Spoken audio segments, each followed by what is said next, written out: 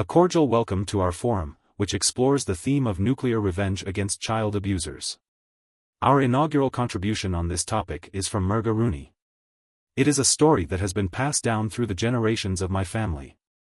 While the title may appear somewhat extreme, it should be noted that the events described occurred a very long time ago. I have been uncertain as to whether this forum is the appropriate place for this contribution, but I have decided that it is. It is worth noting that the events in question did not occur within my own lifetime, but rather within the lifetime of my great-great-grandfather.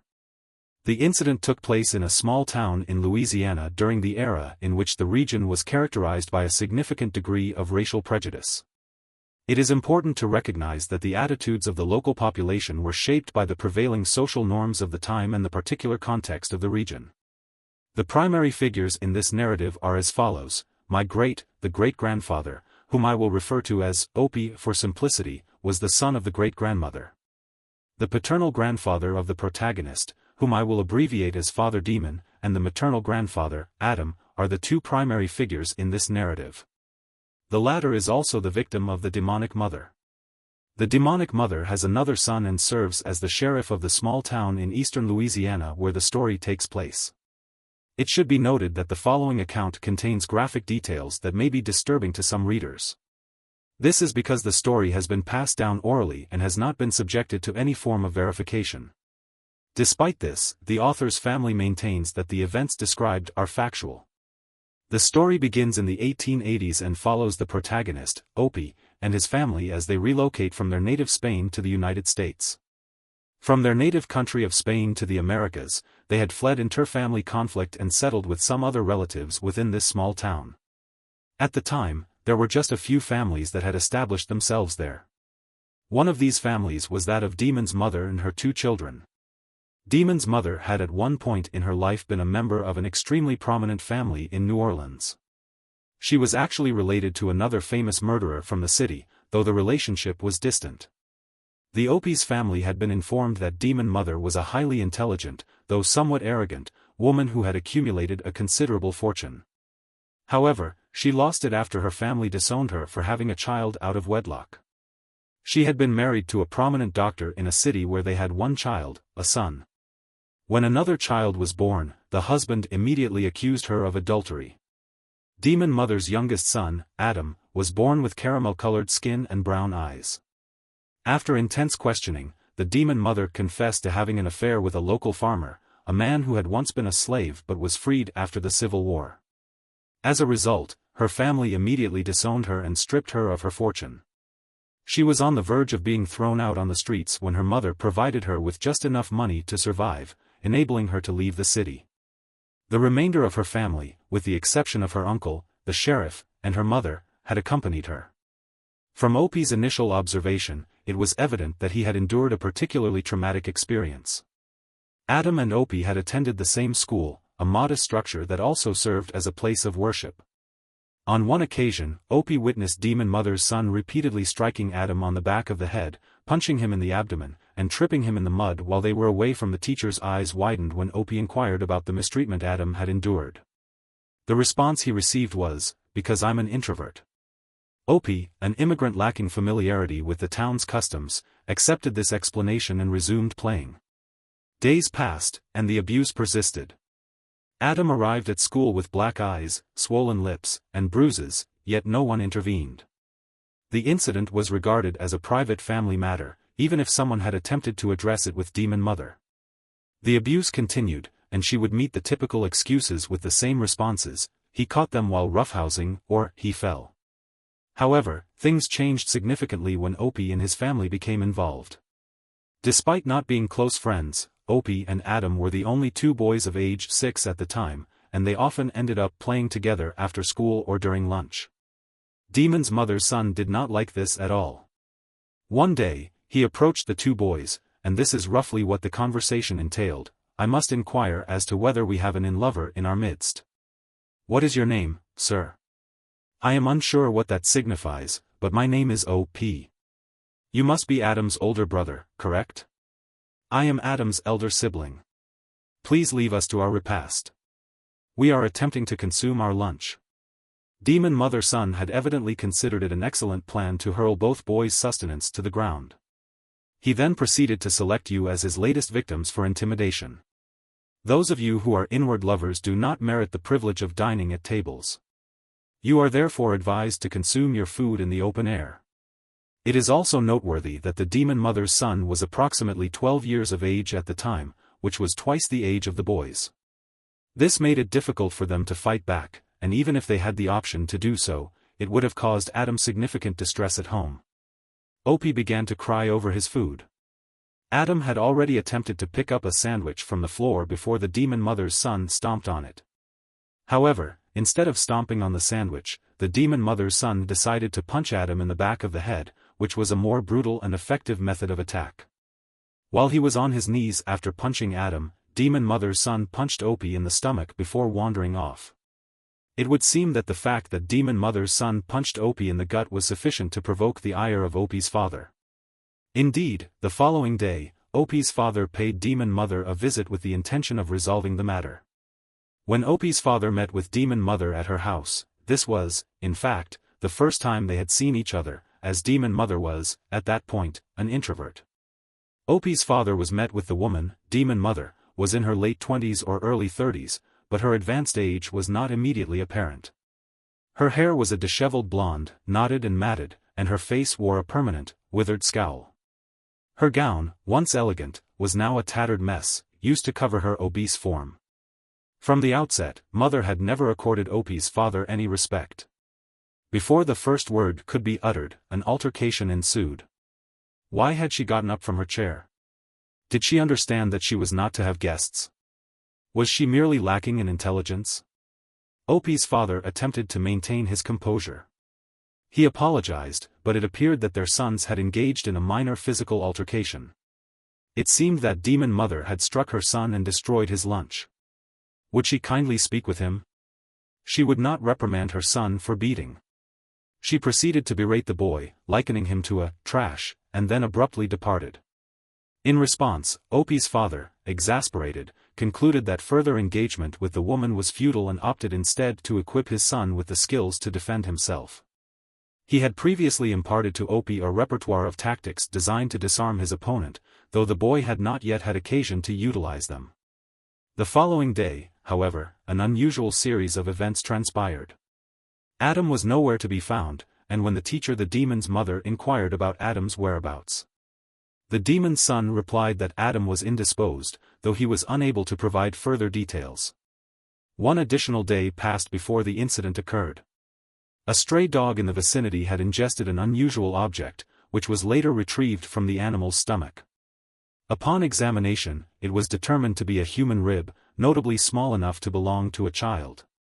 The circumstances were swiftly linked, although the sheriff, being the demon mother's uncle, had decided to investigate the matter himself after a few hours.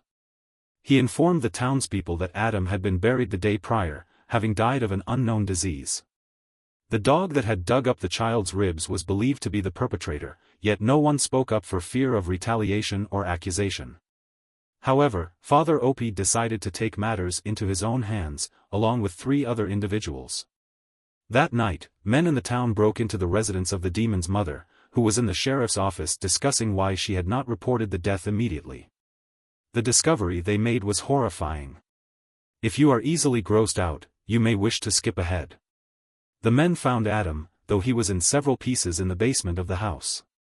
He had been killed in the basement, where he was bisected at the waist, flayed, and dismembered beyond the point of recognition. His caramel skin, which had been discarded on a table in piles, had been plucked from his body, and his organs were nowhere to be found, except for a clump of entrails scattered across the room. His body had been defiled in a way that was both horrifying and disturbing, and the assumption of his death was far from pleasant. 2 of the men stormed back into town to spread the news as Opie's father returned to his family informed him that he would never see Adam again. Justice was swift and brutal. Nearly every person in town stormed the sheriff's office and demanded justice. The sheriff insisted that a fair trial was necessary. Demon's mother broke down crying, 100 eyes sending unrelenting anger into her very soul as the perpetrators were incensed by the merciless crime that had been committed amidst the chaos. Demon Mother's son attempted to intercede on his mother's behalf, asserting that the only way to restore their lives was to kill the child. This plea was met with indifference and only served to intensify the rage of the mob, who proceeded to storm the room. The 3 individuals were apprehended and subjected to brutal physical assault.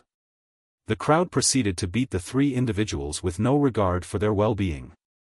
The mother and son were killed amidst the chaos, while the remaining 2 individuals were taken to the top of the largest building and thrown off. The crowd proceeded to beat the 2 individuals until they lost consciousness, whereupon they were stabbed. The 3 were subsequently buried in an unmarked grave in a remote area of the woods. Adams' remains were laid to rest in the local cemetery. In conclusion, 4 lives were lost as a result of the greed of 2 individuals, both of whom were attempting to recapture a former lifestyle. They had previously been acquainted with the most extreme method of introduction to this reality.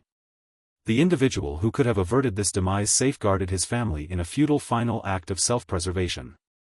I will be frank with you, this narrative was somewhat challenging to read. A tale of this nature represents the epitome of nuclear retribution. Our subsequent Reddit contribution is from Pikake. My grandfather was incarcerated during his late teenage and early adult years.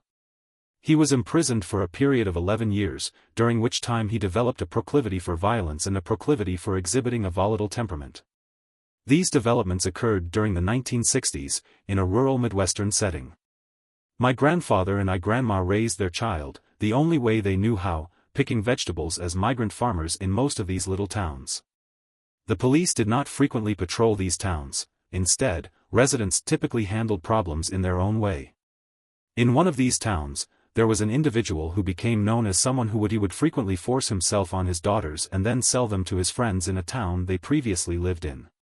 This was an open secret, but there was no concrete proof, so most parents, including my grandparents, simply told their children they could not go to that house. On one occasion, this individual made a comment to another man about another man approached Grandpa, who was sitting on a goal post with all of his young daughters. The man informed Grandpa of the comments made by the individual in question. Grandpa requested that the man stop by that afternoon. The individual arrived and Grandpa initiated a conversation. He suggested that the man come over for dinner that night. That night, the individual inquired about his preferred meal. At this juncture, the individual was unaware that Grandpa was aware of his statement. The individual stated that his preferred meal was fried chicken and fried potatoes. Grandpa responded that he would prepare the meal and requested that the individual return in a few hours. Grandma, who was visibly shaken, declined to participate in the preparation of the meal. He expressed a desire to prepare the meal and inquired about the man's activities. The man replied that every man deserves a last meal. Several hours later, the man returned, and Grandma had prepared a substantial meal. She was renowned for her culinary skills. The man proceeded to consume a large portion of the meal. He proceeds to consume the meal, engaging in conversation with Grandpa throughout. Upon finishing a second plate, Grandpa inquires if he has had sufficient nourishment. The individual responds affirmatively, stating that he is fortunate to have a wife who is adept in the culinary arts. In response, Grandpa strikes him with a forceful blow, prompting a commotion as he proceeds to beat him through the house and onto the front porch. Once the altercation was concluded, the majority of the other fathers in the vicinity proceeded to congregate on the front porch to observe the aftermath. The assailant was still largely unresponsive, and the porch was visibly saturated with blood. Grandma later disclosed that, for the remainder of their 6-month tenure in that residence, she was unable to fully eradicate the bloodstains. A number of the other fathers he proceeded to enter the yard and reassured them, "Do not concern yourself with this matter, we shall attend to it." They then proceeded to apprehend the individual in question and transport him to one of their vehicles. Grandma, however, was unable to ascertain whether the individual survived or not. Nevertheless, the individual's family remained in the area when my grandparents and their children relocated to the next town. They had not seen the individual by that time either. It seems reasonable to posit that, had he not succumbed to his injuries, the other fathers would have held a celebration of sorts that night. The comment below, offers a succinct encapsulation of this brand of justice.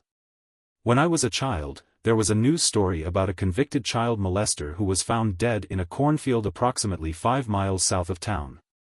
The individual was handcuffed, hogtied, and gagged.